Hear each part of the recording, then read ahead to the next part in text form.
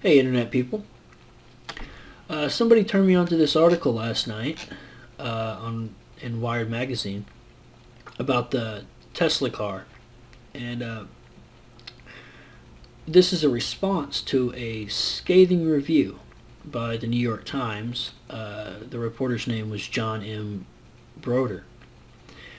And basically he said that this car performed in no way like they said it would, and that it was a constant nail-biting experience of wondering whether you were going to make it to the next waypoint, the next charging station or not, and that he had to turn the air conditioning off, the heater off, and he was freezing because it was 30 degrees outside, and it was just horrible.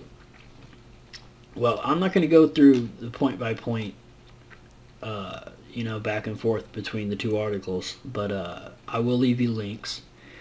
Please read them, and if you can't read them, then it doesn't matter anyway, because you're not anybody who would do anything anyway. But the gist of it is, they gave him a set of parameters to follow for this, and in return he would write an article. Now they would have had to be pretty confident that this car would perform like they wanted to let the largest newspaper, I think, in the world test drive it, because what they say matters. People read the New York Times and they believe that as if it came from God's lips. So this guy gave him a scathing report, a review.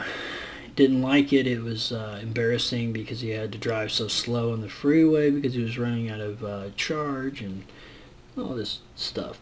So, and his review, I've read it, and I find myself wanting to believe him. He writes very well, and he sounds very believable. But what he didn't know is that Elon Musk, the CEO of Tesla Motors, installed a computer to keep track of everything that went on in the car. And some people are saying that he set up the New York Times, because if you know anything about this, he's always talking about how there is a green bias, to green energy, alternative fuels and stuff, that it's hard to get funding for it, and that nobody wants to invest in it and stuff like that. And some people are saying that he set this guy up knowing that they would give him a bad review, and then he would be able to slam them with proof that they were lying. I don't know if that's the case. Seems like a kind of a gambit, I tend to lean more towards that he thought they would be honest and unbiased in their opinion of the car, and that he was just very confident that this car would perform above and beyond. So basically, New York Times guy is caught with his pants down, complete fucking lying through his teeth. And it's not so much this car that bugs me. It's that this is the most credible newspaper in the world. I mean, you can quote the New York Times, and that's just a fact. Nobody is going to question what you're saying if you've quoted the New York Times.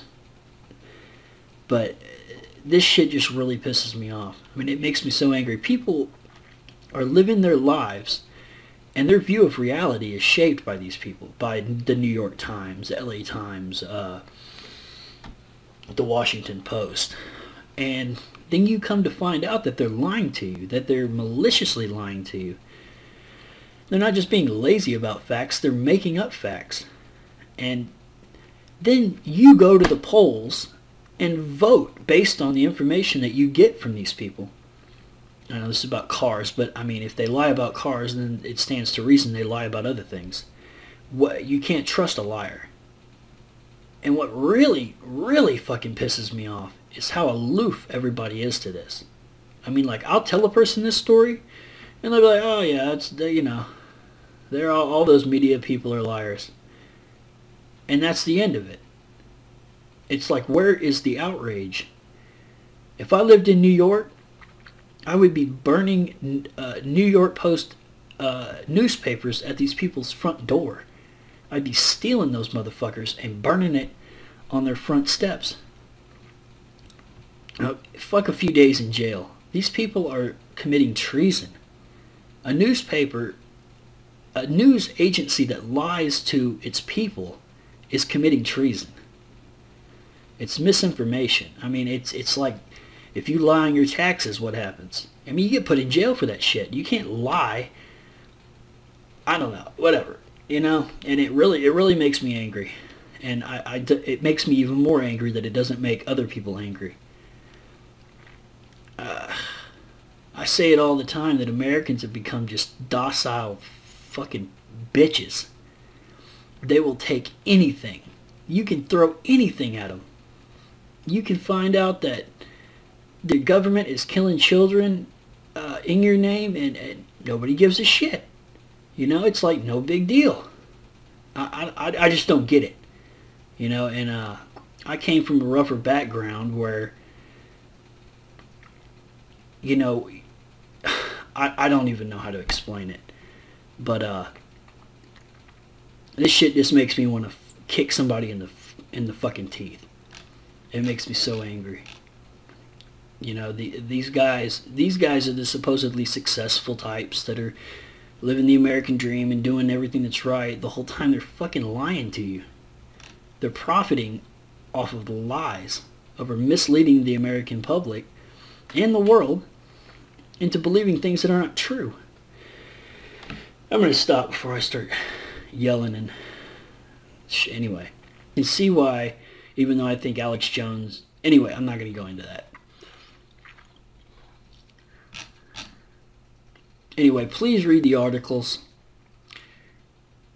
and feel something. You know, for once in your life, have an emotion. You know, it's okay to be angry. It's okay to be really fucking pissed off.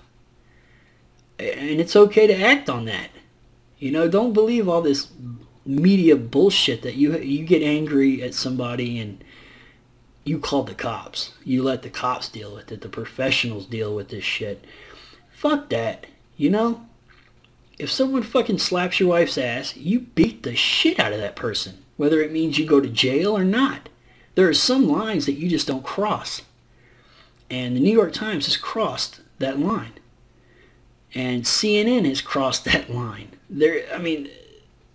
There's proof of all the major news agencies just bold-faced lying. But we, the people, we just keep on taking it in the ass. We don't, you know, it's okay. You know, what are we going to do? What can we do? You can get fucking mad. Just get mad.